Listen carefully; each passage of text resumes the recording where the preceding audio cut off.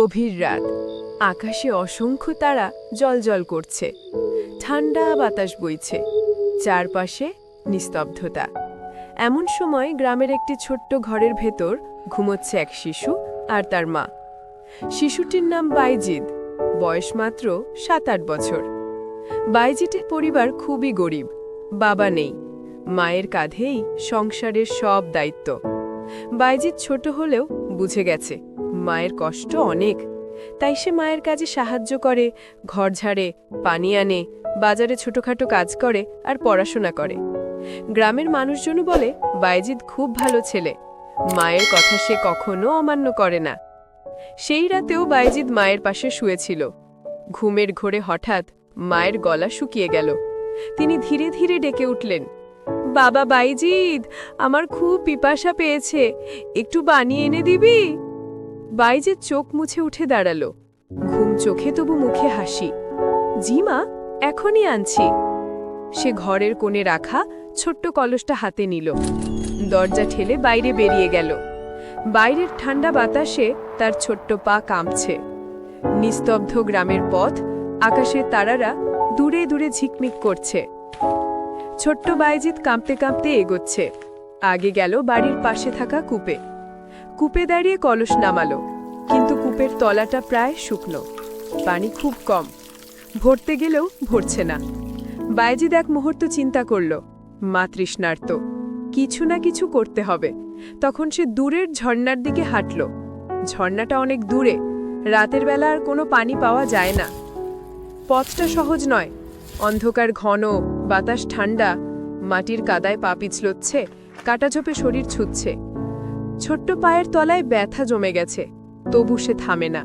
মনে মনে বলছে, মা তৃষ্ণার্ত, আমি পানি আনতেই হবে, মায়ের কষ্ট যেন না হয়। হাঁটতে হাঁটতে সে আকাশের দিকে তাকালো। চাঁদের আলোয় তার ছোট্ট মুখে একরকম আলোক ঝিলিক। সে আরেকটু গতি বাড়ালো, অবশেষে ঝর্ণার কাছে পৌঁছে গেল। ঝর্ণার পানি খুব ঠান্ডা, হাত ডোবাতেই কাঁপুনি উঠে গেল। তবু সে সাবধানে কলস ভরে নিল। পানি যেন না পড়ে যায়, তাই দুই হাতে শক্ত করে ধরল।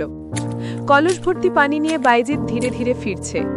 দূরের পথ, অন্ধকার, ঠান্ডা, সবকিছু তাকে থামাতে পারল না। তার কাঁধে যেন দায়িত্বের ভার। মায়ের জন্য পানি নিয়ে যাওয়া তার কাছে পৃথিবীর সবচেয়ে গুরুত্বপূর্ণ কাজ। হাঁটতে হাঁটতে সে ভাবছে, মা হয়তো আমার অপেক্ষায় আছেন, আমি দ্রুত ফিরি। ঘরে এসে দেখে মা আবার ঘুমিয়ে আছেন। ছোট্ট বাইজিদ থেমে গেল। সে চাইল না মাকে জাগাতে, মাকে কষ্ট হতে পারে, তাই সে ধীরে ধীরে মায়ের পাশে বসে পড়ল। কলসটা হাতে নিয়ে বসে আছে। বাইরে ঠান্ডা বাতাস ঢুকছে, রাত গভীর হচ্ছে। তার চোখে ঘুম এসে যাচ্ছে, শরীর কাঁপছে, কিন্তু সে একবারও কলসটা নামালো না। সে মায়ের মুখের দিকে তাকিয়ে থাকল। তার ছোট্ট হৃদয় ভালোবাসায় ভরে যাচ্ছে।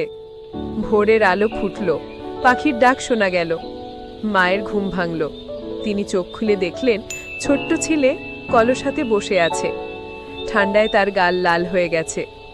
মায়ের চোখে পানি চলে এলো। তিনি ছেলেকে বুকের কাছে টেনে নিলেন, আলতো করে মাথায় হাত বুলালেন।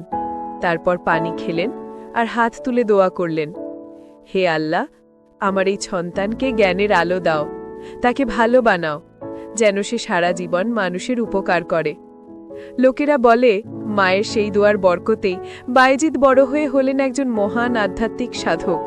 মানুষ তাকে আজও শ্রদ্ধা করে। এই ছোট্ট ঘটনা দেখালো একটি শিশুর মায়ের প্রতি ভালোবাসা আর সেবা কিভাবে তাকে মহান বানিয়ে দেয়। প্রিয় ছোট বন্ধুরা, তোমরা যদি এরকম সুন্দর গল্প পেতে চাও, তাহলে আমাদের চ্যানেলটি সাবস্ক্রাইব করো।